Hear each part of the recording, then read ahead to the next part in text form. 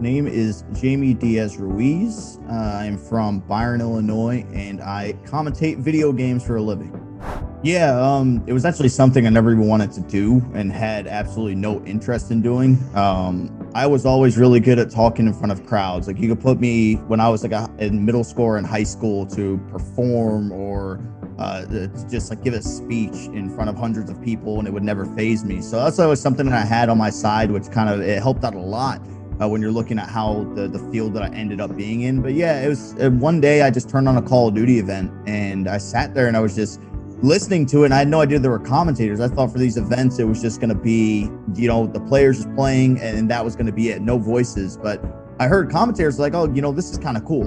And from that point on, I did my research and just kind of looked around, shopped around a little bit just to see what opportunities were out there if you wanted to at least attempt to, because I'd never commentated anything in my lifetime. And I never had that interest. If anything, what I wanted to do, I wanted to be like a journalist. I wanted to write articles about basketball, stuff like that. So what ended up happening is I found an organization. I actually did a tryout for them, and it was my first ever time doing it. Tried out, and they basically said, "Hey, you're not good enough to do it." I was like, "Oh, okay, well, thanks. That's awesome." So and then after that's when I started searching around more, and I landed an opportunity at the time with a real small amateur circuit organization named Perfect Alliance. And then from that point on, it was just all about getting the opportunity once they gave me that and just kind of inviting me on to improve over and over and over again. And I did that for about 4 years until I got like my first ever well-paying gig. Actually, my first ever paid gig was 4 years later. So that's the thing, right? I feel like if you can commentate, you can do play-by-play. No matter what, you're kind of able to do really whatever you can in the broadcast, especially once you've been doing it for as long as I have. You can do anything that you need to, right? I've been used in so many times. I've been used as a sideline reporter.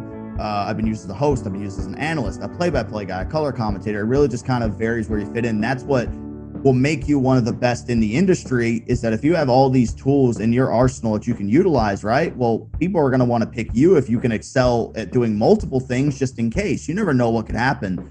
If somebody gets sick, somebody gets injured when they're at an event, just so many different things.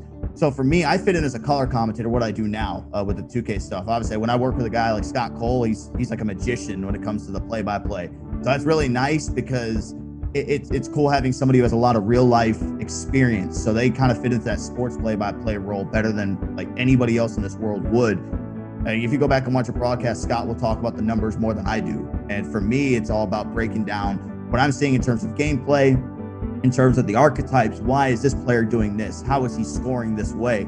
So it comes like you, depending on the game that you're watching or the sport that you play, actually just playing it yourself, throwing yourself into the wolves, if you will, and just trying to get the game down competitively, which is why I still, to this day, I still play 2K all the time because that's how I polish up on myself. It's like I watch the league, it sticks in my head. There's sometimes where if I have like a point that I really want to get across, I'll write it down on a notepad or something. Like at the start of the year, I was writing everything down. As the season goes on, you start to get a real feel of how these players play and competing against them that you already know, right? It's like you've done your homework six months in advance to the actual season, maybe even years in advance, seeing some of these guys play. Yeah, you just gotta want to do it, right? It's something that you can't force on yourself. It's got to be something you get up for and you want to feel confident. And that's something, right? But even when I did it, I didn't want to do it at the start, but once I convinced myself in my head and was kind of like, okay, like let's just see where this goes. So that's what you got to want to do. But to get started out, that's always the hardest thing. Whether you're streaming, you're making YouTube videos, you're on Twitter trying to build your following, anything, is that you always have to start somewhere and you have to be consistent with it. And sometimes it's hard to find avenues. Sometimes it's easy, but just got to make sure that you search in the right places. I mean, there's so many, little leagues for many games out there that are always broadcasting, and they're just looking for commentators to kind of showcase what they're bringing to the table. And you never know who's watching. And that's something I've always sat there, right? It's all it takes in anything is the one right person watching what you're doing, and your life could change. Like back when I first started and then started to have that dream of like doing it full time, and that's what the 2K League brought to me. So that was like the most life-changing thing. But then it's just never had, you always want an opportunity, right? Whether like if you're in show business, you're in theater, you're an actor, you want the main role, right? You want to be one of the main people. And that's kind of the pedestal that they put me on, was that, hey, like, you're our guy, you're a color commentator, you're broadcasting every single one of these ball games. So that's one of the cool parts, but also just like all the traveling and that experience, right? Going to New York City, going to Vegas for these events, meeting so many people at the NBA level, meeting former NBA players when you go out to these events. So I think that's probably, when I'm looking back of everything that's happened so far, here into year number 3, it's just all about those connections, right? And when you tell people that you work at the NBA, that's one thing. They're kind of like, okay, well, that's pretty awesome. But you tell them like some of the experiences that came along with it, and it's like, dude, it's like, people always say to me, it's like, man, if you ever wanted to stop working in video games, like, you probably have so many connections to where if you wanted to try to transfer and pursue to go to like an NBA level position or try to work with a team, that you could.